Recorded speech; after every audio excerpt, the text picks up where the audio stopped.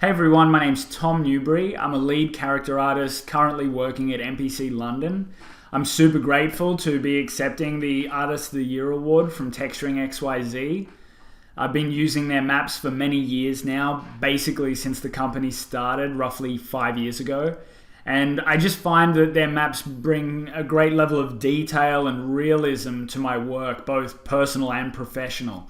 And so in this short tutorial that I'm doing today, I'm going to be going over techniques that I've built up over the years in terms of holding on to as much detail as possible from these fantastic maps to help push the realism and level of detail in your own work to that next level. So the most common mistake that I see online from people who pick up and start using these maps is they sometimes lack the level of detail that you can potentially get from them.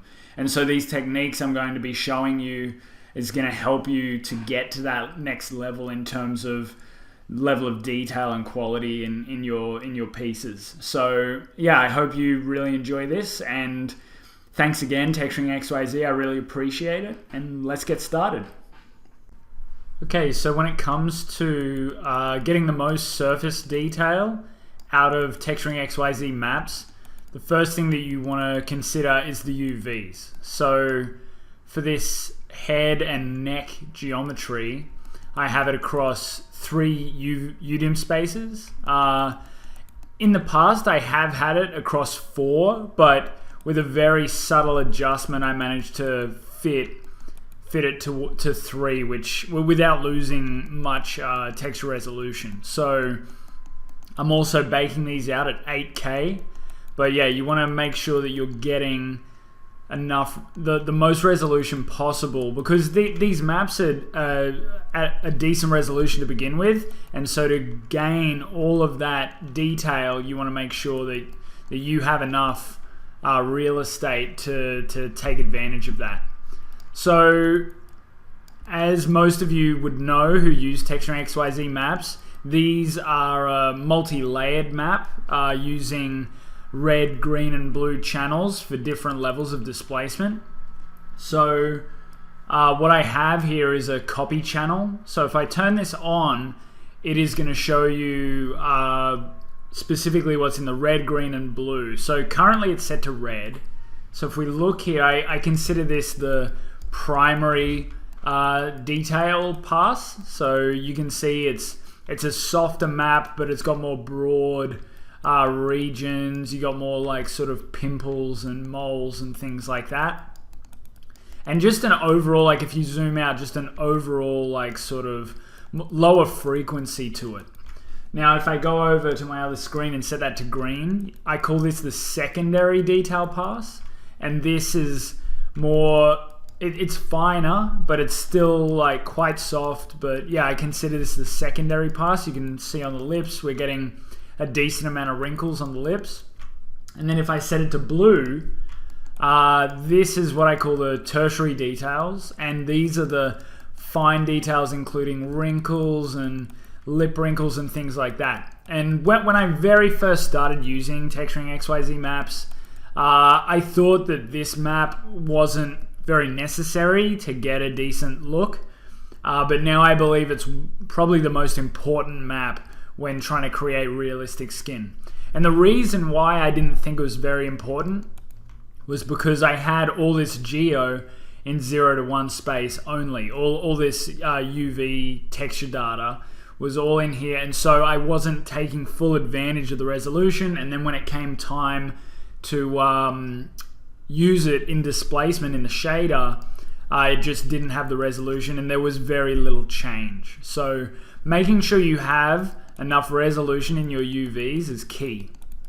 So now I'm going to take you into Maya, where we're going to look at adding all of these layers together in a certain way to fine-tune your final result for the skin. So here we are. This is my latest personal project, and I thought it'd just be a great example for this short tutorial. You can see here this is basically where I ended up in my personal project, and I'm pretty happy with the detail here. And then this is what it looks like with no displacement. So currently this is just my ZBrush displacement, no TexturingXYZ displacement. In my ZBrush pass, I would usually sculpt in wrinkles and moles and forms and things like that. But when it comes to fine detail, I prefer to paint this in Mari because I find it gives me a lot more flexibility, and you can also get a lot more resolution out of it. So if we now go to the shader, this is the map here, and I've got the red, green, and blue channel going into separate multiply nodes, and these multiply nodes control the intensity of the displacement. These are then all being plussed together, and then they're being plussed with my ZBrush displacement, and then I've got my displacement shader node here, and that's just set to 1. So if I was to set all of these to 0, obviously I'm going to show the same result as you just saw in the render window. And then when I'm building this, I generally start with the primary details first. I don't turn all these on at once. I start with one layer and then add on to it. So from experience, I know a good starting point is 0.1. As long as your mesh is at a real world scale. So I've made sure that my head in Maya is like the size of a real world head. So setting that to 0.1, we can then go back to the render view and see what the result is. And this is the result that I got from just turning on this layer. So you're not getting that much detail, but you are getting some really nice form breakup and breakup in the specular and things like that. And I'm quite happy with this at this point. So going forward, I'm then gonna turn on the next layer, and I can always come back to this one and readjust it depending on how intense it seems, or just you're very open to going back and forth until you achieve the result you're looking for. So here I know that, like, from experience, once again, I know that I want the primary to be the most intense, secondary a little less, and tertiary a little less again. So for this one, considering this was 0.1, I'm going to set this to 0.075. And then with that set up, I would then go in, go back to my render and see the result.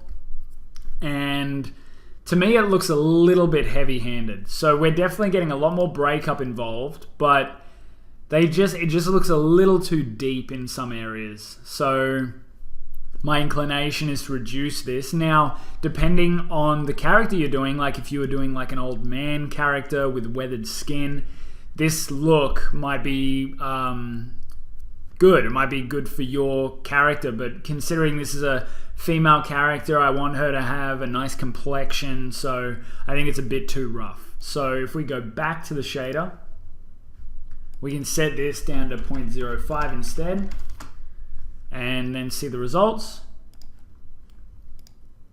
And you can see there's just a very subtle adjustment there, just alleviating the intensity a little, which is exactly what I want. So overall, I'm pretty happy with this so far. So let's go back to the shader, and now we can turn on the tertiary, the blue channel. So here I'm going to set this to 0.025, and then go back and render again. And as you can see, this map has added a considerable amount of detail.